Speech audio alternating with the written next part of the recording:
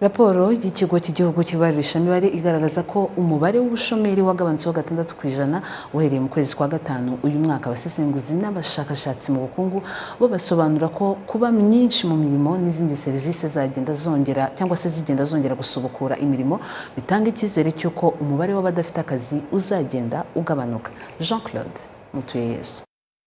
Ubushakashatsi bw'ikigo cy'igihugu cy'ibarurishamibare ku bijyanye n'umurimo n'ubushomeri mu Rwanda ugaragaza ko muri Gicurasi uyu mwaka abantu bari bafite akazi bavuye kuri 3.1 bagera kuri 3.6 muri Kanama, bivuze ko bazamutse ku gipimo cya 15%.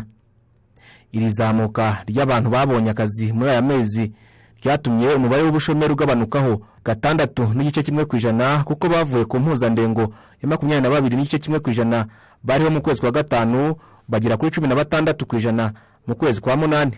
Umuyobozi w'ishami rishinzwe ubushakashatsi mu kigo cy'igihugu cy'ibarurishamibare Byiringiro James asobanura ko umubare w'abashomeri bari warazamutse ko byatewe na gahunda ya guma mu rugo yatumye abantu benshi batakaza imirimo. Kubera ko tuvuga ko umuntu ari umushomeri mu gihe adafite akazi arimo gashakisha kandi kabonetse abiteguye gukora.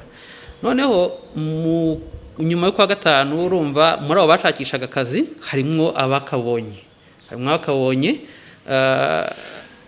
Nubwo nyine hari abandi bakishakisha nk'uko bihora bimeze, none ariko kubera ko hari abakabonye bituma cya gipimo cy'ubushomeri twari twabonye mu kwa gatanu kigabanuka kigera kuri 16% ugereranyije n'icyo twari twabonye mu kwa gatanu.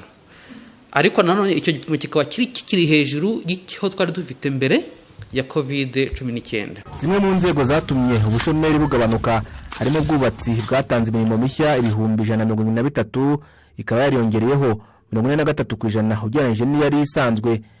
Ubucuruzi bwo bwatanze imirimo mishya 172 ingana na 40% byari isanzweho.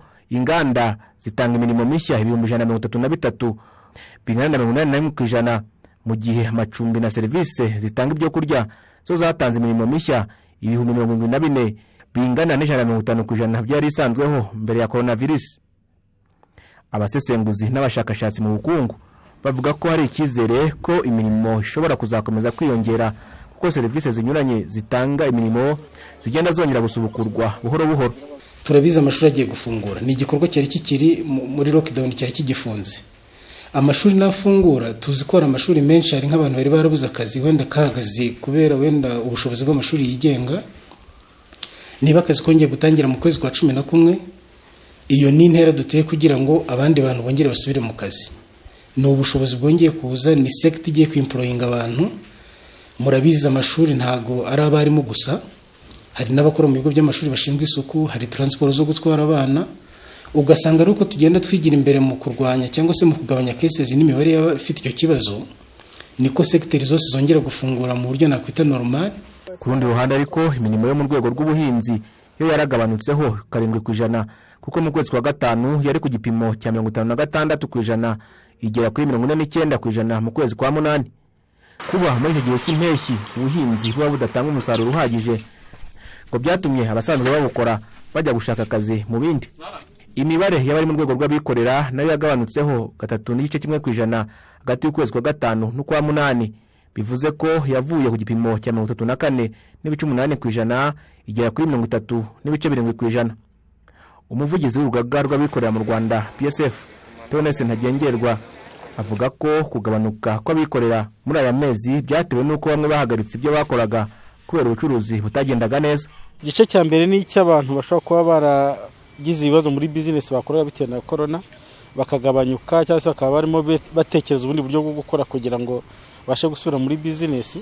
Ikindi gice nuko muri corona hari abantu bari bagerageze kwihimbira uturimo cyangwa se ibyo babasha gukora batari bafite akazi kakoraga, ariko nyuma yuko imirimo ngiye gafunguka bakongera bagasubira mu mirimo yabo. Abo nabo batumye abikoreraga bashobora kugabanuka. Ariko muri rusange navuga ko ibyo bice biri bihuye bifite igice kinini cyabo bavuye mu mirimo.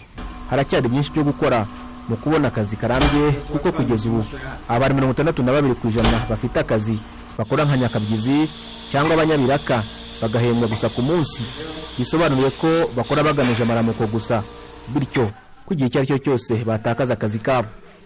Jean-Claude Mutuyeyezu, i Kigali.